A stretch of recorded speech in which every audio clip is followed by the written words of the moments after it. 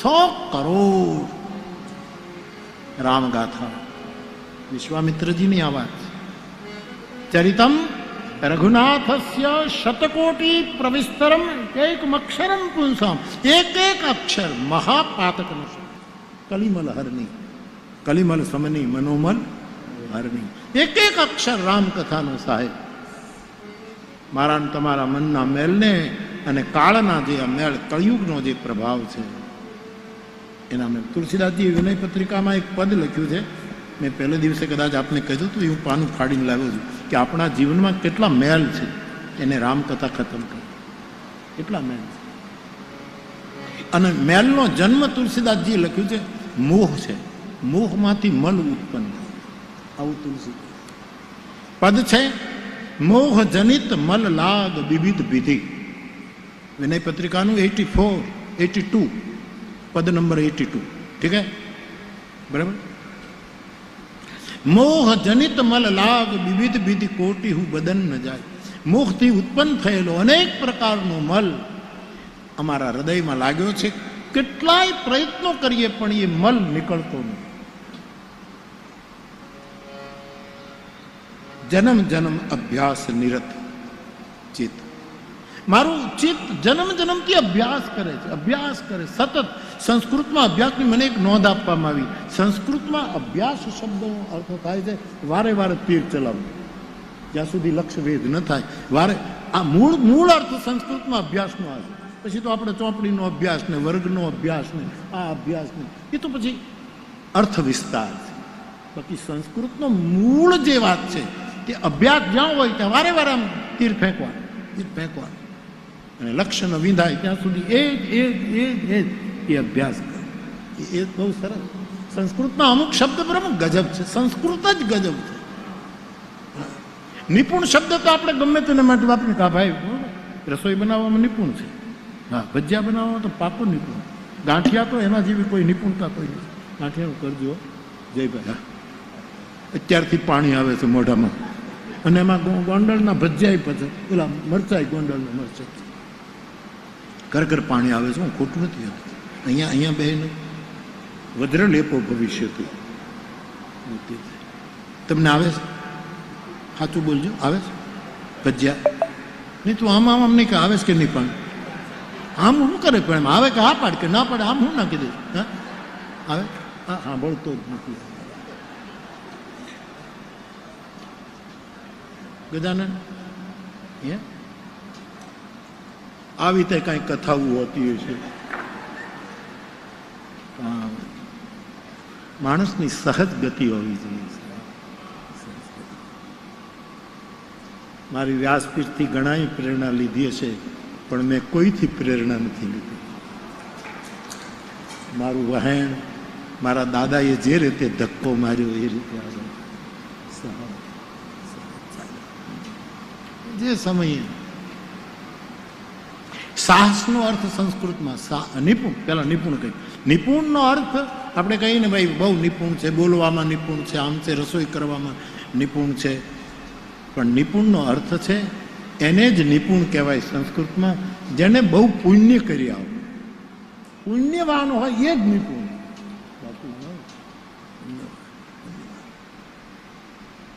આ માણસ ઘણા એમ કે ને કે આપણે પાપ કર્યા હોય પછી પુણ્ય કરીએ એટલે પાપ વયા જાય. ભ્રાંતિમાં રહેતા નહીં. બે ખાતા જુદા છે.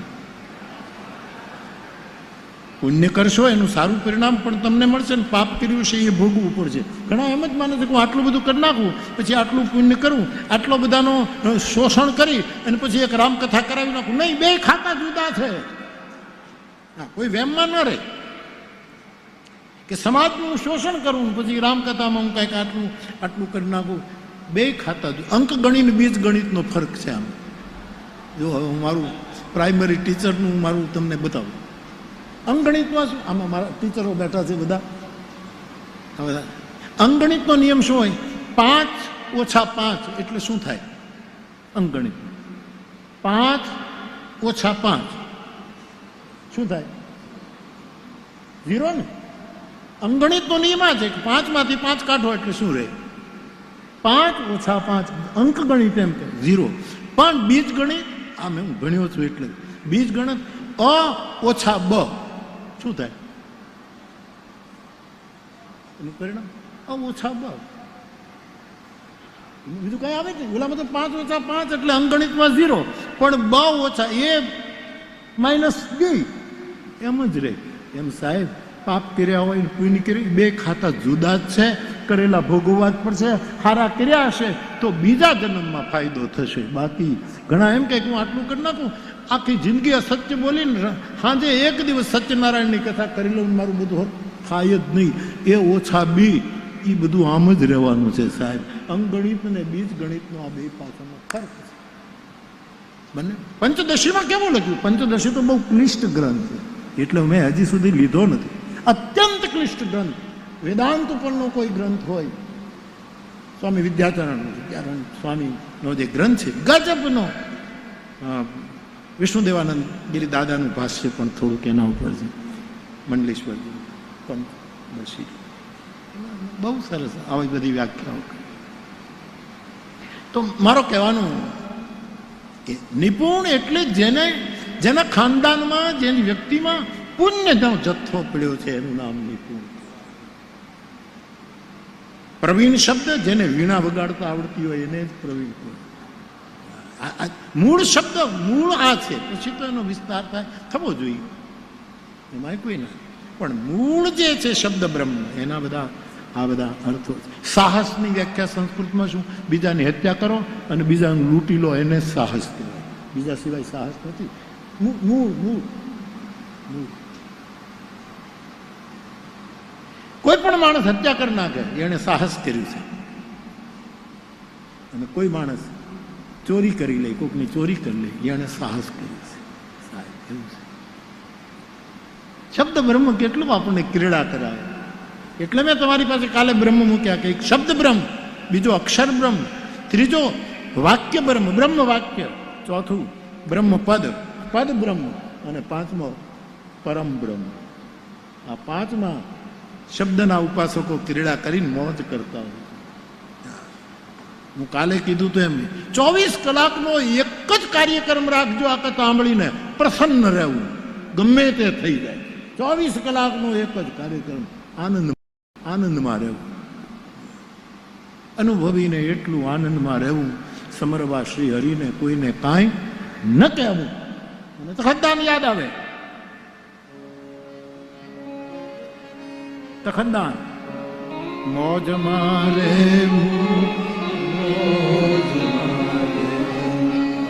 અને મોજ મારે, પણ અગમ યગોચર અલખ ધણી, અગમ અગોચર અલખ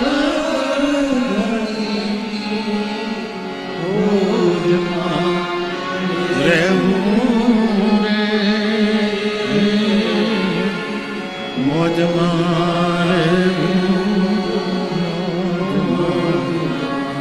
બાવાજી મોજમાં રહેવું.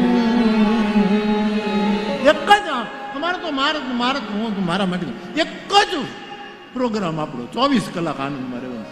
જે થવું હોય થાય, દુનિયાને જે કહેવું હોય કે, દુનિયાને જે કરવું હોય કરે. આપણે આપણી પ્રસન્નતા, કારણ કે જગતગુરુ શંકરાચાર્ય કહે છે પ્રસન્ન ચિત્તે પરમાત્મા દર્શન. જેનું ચિત્ત પ્રસન્ન રહેશે એને પરમાત્માના દર્શન થશે. હવે આના કરતા સહેલો ઉપાય આનંદ. પણ ઘણા લોકો મોજમાં રહી શકતા જ. મારા સુરેશભાઈ દલાલ કહેતા ઘણા લોકો બેહે તો બેહણું, ઉઠે તો ઉઠમણું. સુરેશભાઈ તો પ્રાસમાં બોલે વધારે.